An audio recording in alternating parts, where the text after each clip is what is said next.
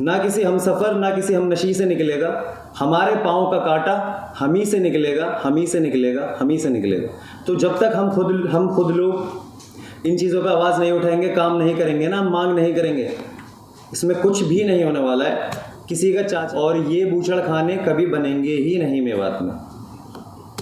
और सबसे मेन चीज़ ये भी है कि जहाँ बूचड़ खाना बनेगा उसके आसपास की ज़मीन के रेट गिर जाएंगे। ये लोग क्या मिथ देते हैं कि क्या अफवाह बनाते हैं कि भाई इंडस्ट्री आएगी, आपकी लैंड डेवलप होगी, आपके रेट बढ़ेंगे ज़मीनों के। बूचड़ खाने के आसपास के गाँव में इतनी बदबू है, तो जो बूचड़ खाने के बराबर वाला प्लॉट मान लो, आप खेत मान लो, उसमें कितनी बदबू होगी। क्या कोई स्कूल बनाना चाहेगा तो स्कूल बनाएगा वहाँ?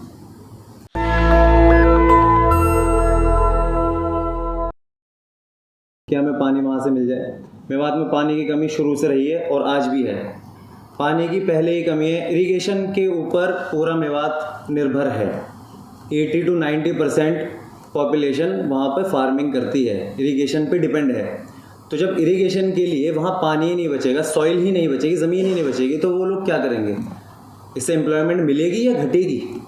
लोगों का रोज़गार मिलेगा, लोगों को रोज़गार, या छिनेगा रोज़गार? ये चीज़ हमें समझने की ज़रूरत है। पानी की खपत की अगर हम बात करें एक बूचड़ खाने की, तो वैसे तो 18 से 20 बूचड़ खाने अभी हैं मेवात में, और अभी बन रहे हैं बहुत सारे। तो उसमें 6 का डेटा मैं आपसे शेयर करूँगा, 6 बूचड़ खानों का, जिसमें से 4 फिरोजपुर झिरका की विधानसभा में आते हैं, एक पुन्हाना विधानसभा और एक नुहू विधानसभा। इन 6 का डेटा मैं आपके साथ शेयर कर रहा हूँ। ऑन एवरेज डेली 4000 भैंसें स्लॉटर होती हैं उन स्लॉटर हाउसेज में, 6 को मिलाकर, जिसमें से एक भैंस पर 1000 से 1500 लीटर पानी खर्च होता है। एक भैंस पर बता रहा हूँ मैं आपको, ये 1000 से 1500 लीटर एक भैंस पर। ये सोचने में लगेगा कि यार बहुत ज़्यादा नहीं है एक भैंस पे, लेकिन इतना पानी ही खर्च होता है। और दूसरी बात, 1500 आप हटा दो, उसमें हम ऑन एवरेज 1000 लीटर मान लेते हैं। 4000 भैंसें, 1000 लीटर पानी, कितना हो गया? 40 लाख लीटर एक दिन का। 40 लाख लीटर कुछ मायने रखता है, जिसमें से 2 स्लॉटर हाउसेज में भेड़ बकरी भी स्लॉटर की जाती हैं, कटती हैं बूचड़ खानों में भेड़ बकरियां भी। डेली की 10,000 भेड़ बकरियां, एक भेड़ पर 200 लीटर पानी खर्च हो रहा है, भेड़ पर, बकरी पर। इस हिसाब से 20 लाख लीटर पानी ये हो गया आपका एक दिन का।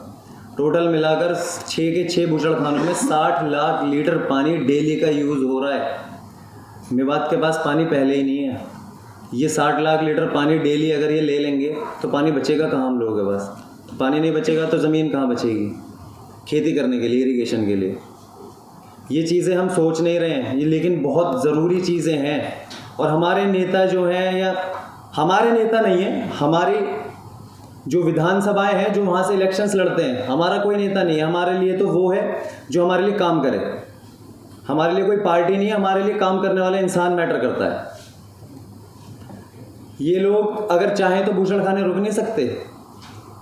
बिल्कुल रुक सकते हैं। लोगों को ये लगता है, मेवात के कम्युनिटी की भी दिक्कत है, इसमें कुछ कमियां हैं। जो लोग जब ये लैंड लेते हैं बूचड़ खाने के लिए, ज़मीन खरीदते हैं, तो ज़मीन के रेट से वो ज़्यादा पैसे मिलते हैं उनको, तो लोग उस लालच में दे भी देते हैं कि क्या ही हो रहा है, हमें तो पैसा आ रहा। ऐसा नहीं है, आप लोग ही ख़त्म हो रहे हो, अंदर ही अंदर खोखले होते जा रहे हो इन चीज़ों से। ये चीज़ समझने की ज़रूरत है और इस चीज़ समझनी पड़ेगी। जो पानी यूज़ किया इन्होंने 60 लाख लीटर डेली का, आप इसको भी हटा दो, चलो ठीक है। उसके बाद पानी जो बचेगा वो पानी कंटेमिनेट हो जाएगा, ख़राब हो जाएगा, वो किसी काम का नहीं बचेगा। जो उन जानवरों से खून निकलेगा, बीमारियां होंगी, पानी होगा, उनकी चर्बी गलेगी, ये सारी चीज़ें सब ज़मीन में जाएंगी। ज़मीन में जाएगी तो पानी को ख़राब करेगी, वो पानी किसी काम का नहीं बचेगा। एक पानी का टैंकर मेवात में, ट्रैक्टर से जो टैंकर आता है पानी का, 3500 से 4000 रुपये का आता है। क्या हर इंसान के लिए वो पानी का टैंकर ख़रीदना है लायक? बेचारा खरीद सकता है? हर इंसान नहीं खरीद सकता। हर इंसान मेवात में फाइनेंशियली इतना स्टेबल नहीं है, तो उसके लिए उसकी ज़मीन का, जो उसकी ज़मीन है उसका पानी भी उसके लिए नसीब नहीं होगा, तो फिर क्या फ़ायदा उस ज़मीन का? वो लोग ये बातें नहीं जानते हैं, अवेयरनेस कम है मेवात में, वो लोग ये चीज़ें नहीं जानते हैं। तो हमारा फ़र्ज़ बनता है ये चीज़ें फैलाना।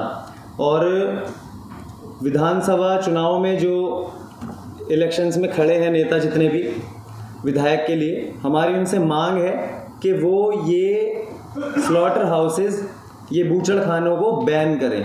हमें रेगुलेशंस नहीं चाहिए बिल्कुल भी कि हम इनको रेगुलेट करेंगे या इनमें अच्छे से काम होगा, हम ध्यान रखेंगे, कोई ध्यान नहीं रखता है। अभी वो कह देंगे 1 हफ्ता सब याद रखेंगे, 10 दिन याद रखेंगे, कोई याद नहीं रखेगा इसके बाद। हमें ये बिल्कुल बैन चाहिए। जितने बन चुके हैं वो बैन, और आगे बिल्कुल बैन के आगे किसी को लैंड भी नहीं दी जाएगी इस चीज़ के लिए मेवात में, और ये बूचड़ खाने कभी बनेंगे ही नहीं मेवात में। और सबसे मेन चीज़ ये भी है कि जहाँ बूचड़ खाना बनेगा उसके आसपास की ज़मीन के रेट गिर जाएंगे। ये लोग क्या मिथ देते हैं कि क्या अफवाह बनाते हैं कि भाई इंडस्ट्री आएगी, आपकी लैंड डेवलप होगी, आपके रेट बढ़ेंगे ज़मीनों के। बूचड़ खाने के आसपास के गाँव में इतनी बदबू है, तो जो बूचड़ खाने के बराबर वाला प्लॉट मान लो, आप खेत मान लो, उसमें कितनी बदबू होगी। क्या कोई स्कूल बनाना चाहेगा तो स्कूल बनाएगा वहाँ बच्चे पढ़ने जाएंगे? किसी को वहाँ घर बनाना होगा, कोई घर बना सकता है वहाँ पर? नहीं बना सकता। तो जब उस ज़मीन को कोई ख़रीदेगा नहीं ना, तो उस ज़मीन के रेट गिरेंगे। एक बूचड़ खाने की वजह से आप ये सोचो कितनी जगह का रेट गिरेगा। इस वजह से हमारी मांग बस यही है कि ये इन बूचड़ खानों को बैन किया जाए मेवात से बिल्कुल भी, और आगे भी कोई भी बूचड़ खाना ना बने, इस पर रोक लगे। और अगर ये जो नेता बनेंगे, विधायक बनेंगे इन चुनाव में, अगर ये इसके खिलाफ कोई कार्रवाई नहीं करते हैं या कोई कदम नहीं उठाते हैं, तो हम इसके खिलाफ कड़ा प्रदर्शन करेंगे और उनसे मांग करेंगे कि इसके खिलाफ वो एक्शन लें अगले 6 महीने में ही।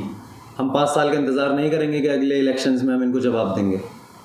इलेक्शंस के रिज़ल्ट के 6 महीने बाद, 6 महीने के अंदर अंदर हमें रिज़ल्ट चाहिए, वरना हम इनके खिलाफ प्रदर्शन करेंगे। ग्राउंड लेवल पर भी, सोशल मीडिया से भी, जहाँ जहाँ हमसे हो पाएगा हम बिल्कुल करेंगे। हमारी मांगें हमें पूरी चाहिए। और एक शेर के साथ मैं अपनी बात ख़त्म करूँगा। 2019 में जामिया के ही कॉलेज के मंच में एक मैंने ये शेर कहा था, और ये हकीकत है कि ना किसी हमसफ़र ना किसी हमनशी से निकलेगा, ना किसी हमसफ़र ना किसी हमनशी से निकलेगा, हमारे पाँव का कांटा हम ही से निकलेगा, हम ही से निकलेगा, हम ही से निकलेगा। तो जब तक हम खुद लोग इन चीज़ों पर आवाज़ नहीं उठाएंगे, काम नहीं करेंगे ना, मांग नहीं करेंगे, इसमें कुछ भी नहीं होने वाला है। किसी का चाचा लगता है कोई विधायक, फूफा लगता है, बिरादरी का है, हमारी गोद का है, इन सब चीज़ों को छोड़कर आगे बढ़ना पड़ेगा। अगर आगे बढ़ना है, सच में आगे बढ़ना है, सिर्फ किसी विधायक का भतीजा, भांजा या रिश्तेदार होना काफ़ी नहीं है। मेवात ख़त्म हो जाएगा अंदर ही अंदर। आने वाले 5 साल में डेटा ये कहता है कि आने वाले 5 साल में मेवात सबसे बुरा इलाका हो जाएगा पूरे इंडिया का। काला पानी की सज़ा जैसी मेवात की ज़िंदगी हो जाएगी। आप काला पानी की सज़ा समझते हैं, बहुत बहुत बुरी टैगलाइन मिली है, मतलब एक तरीके से आने वाले 5 साल में, सिर्फ 5 साल। तो अभी अगर इस पर रोक नहीं लगी तो बहुत बुरा हाल होने वाला है। इसलिए हम सबको आगे बढ़ना पड़ेगा, निकलना पड़ेगा। शुक्रिया। नेशनल दस्तक की आपसे गुजारिश है कि अगर इसको बचाना चाहते हैं तो नेशनल दस्तक को सब्सक्राइब करने के लिए रेड कलर के सब्सक्राइब बटन को दबाएं, फिर बेल आइकन की घंटी दबाएं। नेशनल दस्तक को बचाने के लिए बहुत ज़रूरी है कि हर खबर को शेयर करें, लाइक करें, कमेंट जरूर करें।